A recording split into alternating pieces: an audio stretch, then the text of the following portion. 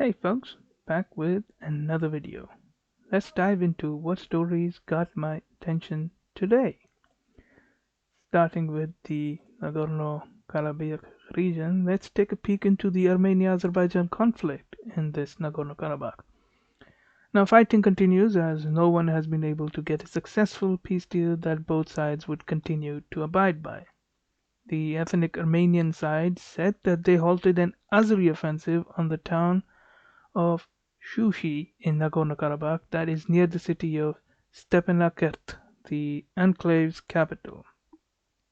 Shushi is said to be a strategic location and Nagorno-Karabakh officials are fearful of losing it. Azerbaijan reported fighting in several districts inside and outside of Nagorno-Karabakh. The Azeris have been making gains in the battle, which could make a diplomatic solution more difficult as Azerbaijan has called on Armenia to withdraw from all territory within its internationally recognized borders. On Tuesday, Russia said that it is considering an Iranian proposal to work towards another ceasefire. Now, Tehran has an interest in cooling the fighting since Iran borders both Armenia and Azerbaijan and fears conflict turning into a regional war. A legitimate concern, but I don't see how it could trigger. Anyhow, as of Monday, Nagorno-Karabakh reported 1,177 of its soldiers killed so far in the fighting.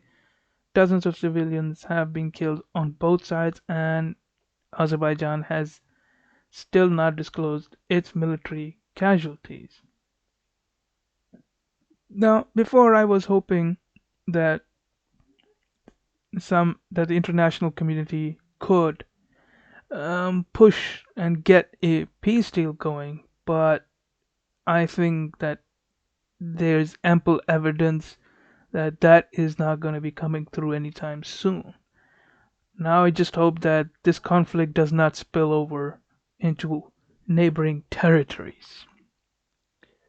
Moving on, large quantities of mobile phone footages have confirmed that the jihadist who killed 4 people in rampage in Vienna on Monday was the only gunman, but Austria fumbled intelligence on him, Interior Minister Karl Nehammer said on Wednesday.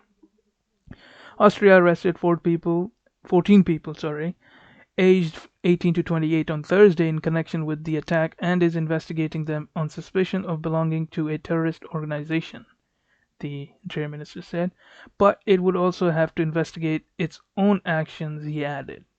Now, in July, neighboring Slovakia's intelligence service had handed over information suggesting the attacker had tried and failed to buy ammunition there. Nehammer, a top ministry official, Director General for Public Security, Franz Ruf, said, quote, in the next steps, evidently something went wrong here with the communication, end quote, the foreign minister said, the interior minister. Nehammer said, who called for the formation of an independent commission to examine the errors made. Now, after receiving the tip from Slovakia, Austria's domestic intelligence agency at the federal and provincial level made the necessary checks and sent questions back to Bratislava, Mr. Ruf said, the Director General of Public Security. Now, all of those arrested in Austria have a quote-unquote migration background, Nehammer said. Vienna Police Chief Gerhard Puerstel added that some were dual citizenship of countries ranging from Bangladesh, North Macedonia, Turkey, or Russia. The neutral Austria, part of the US-led global coalition to defeat ISIS formed in 2014, has for years seen jihadist attacks as its biggest security threat and warned of the danger posed by foreign fighters returning from Iraq or Syria or their admirers. At the end of 2018, the authorities knew of 320 people from Austria who were actively involved or had wanted to participate in jihad in Syria and Iraq. Of these, around 58 people were thought to have died in the region and 93 to have returned to Austria. Another 62 were prevented from leaving the country. Now, Nehammer repeated criticism of a de-radicalization program, saying the gunmen had, quote unquote, perfectly fooled the program to reintegrate jihadists into society. Members of the public had handed in more than 20,000 mobile phone videos that the authorities analyzed before coming to the conclusion that there was only one gunman, putting an end to the lingering confusion on that point. Switzerland has also arrested two men in connection with the attack. Its justice minister said that the two were, quote unquote, obviously friends with the gunman. Now, there is an important lesson in all of this broader fight against the terrorists, both internationally and domestically. The question is, how can we in the Western countries improve the surveillance of these jihadists without violating both our fundamental rights and the legal protections that are placed to prevent the government from going out of control. Also, I think it is time that the civil society needs to also take some responsibility in this, and I mean specifically the Muslim section of the population. They need to be and they have to be willing to work with the local governments to report any suspicious activity. This kind of the environment that we have cannot continue. Something, it is time that the Muslims have to be brought to, you know, it's some sort of, you know, civil, let's just say, civic nationalism of the country. Moving on, in Kosovo, the president of Kosovo, Hashim Thaci, resigned Thursday to face war crimes charges at a special court in The Hague. I don't know, Thaki, a former guerrilla leader during the Kosovo's war for the independence from Serbia, announced he was stepping down at a press conference in the capital, Pristina. Thasi was indicted by a Kosovo court based in the Dutch city that was created to try alleged crimes of former ethnic Albanian rebel leaders. A spokesman for the prosecutor in The Hague told the Associated Press that he had no comments on the Thaki's announcement. Now, Thasi is currently the president of Kosovo. Thaki is one of several politicians who have been indicted for crimes that include murder, enforced disappearances, persecution, and torture.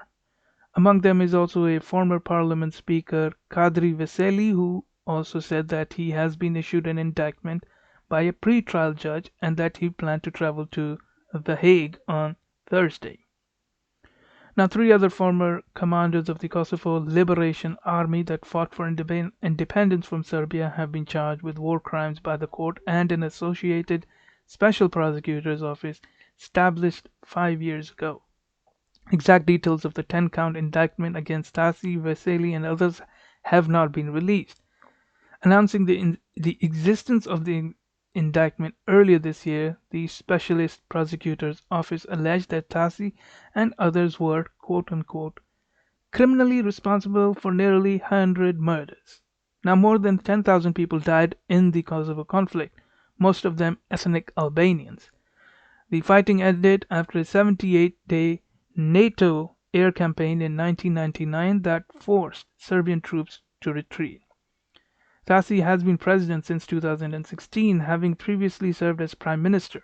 In recent years, he has taken part in talks aimed at normalizing ties with Serbia, which still rejects Kosovo's independence.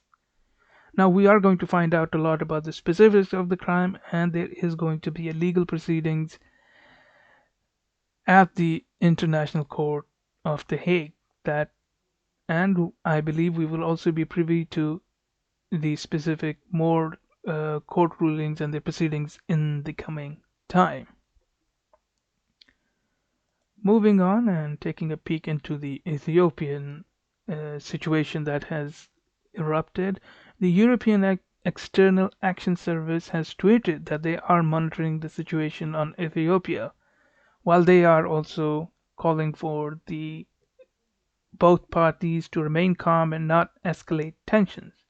However, tensions have been mounting since September when Tigray held regional elections in defiance of the federal government, which assessed the vote quote unquote illegal. Now, in recent days, both parties accused each other of plotting a military conflict.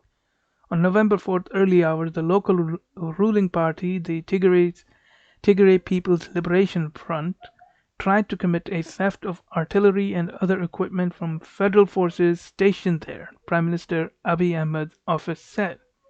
Now, the Prime Minister's spokesman, Bilen Seom, confirmed that military operations in Tigray had commenced without providing further detail. A number of diplomatic sources in Addis Ababa said heavy fighting, including artillery fire, had broken out in the northern region of the Tigray, which borders Eritrea. Now, Tigray's local government said that the northern command of the federal military, which is stationed in the region, had uh, defected to its side. A statement which Bilen described as quote unquote false information. Now, the situation in Ethiopia is pointing to only one thing, and that is a civil war. And I believe that the, we must be careful because once the fire is shot, there is no turning back. Then there is only one way this situation, this particular conflict is gonna head to. Hopefully, there is not that. Hopefully, they can control the situation from escalating too much. But asking these politicians of such a thing seems to be a hard. It's a very hard. Moving on, and it seems like the race to the bottom of the financial pit has begun. The Bank of England is loosening its monetary policy to bolster the economy battered by the pandemic, it announced in a statement on Thursday. Now, members of the bank's Monetary Policy Committee voted to increase government bond purchases by £150 billion, taking its quantitative easing program to a mammoth £895 billion in total. Now, the rate was held at a historic low of 0.1%, countering previous speculation it might reach negative territory, something I don't even want to imagine. According to the statement, the decisions were a response to the whole pandemic and the economic and financial impact of the pandemic. Now, the additional bond purchases were set to begin in January and last until the end of 2021. The bank signaled it would be prepared to take further easing measures if necessary. Now, the pound rose by 0.3% to $1.30 to the 30 cents dollars after the announcement, the press agency PA reported. Now, obviously, we cannot get out of a financial crisis by shutting down the economy, i.e., we cannot continue this by shutting down the production and start printing the money.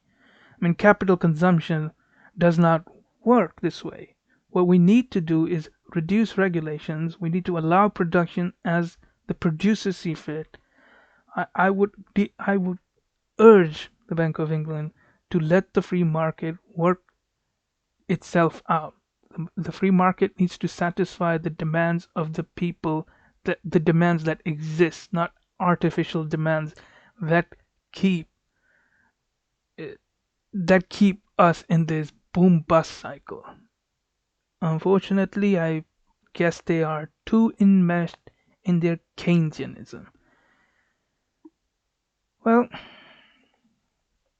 that's it for this video. If you like the video, then hit that like button and hit that subscribe button for future updates. Write in the comments your thoughts, criticisms, and anything I might have missed. And I will see you in the next video.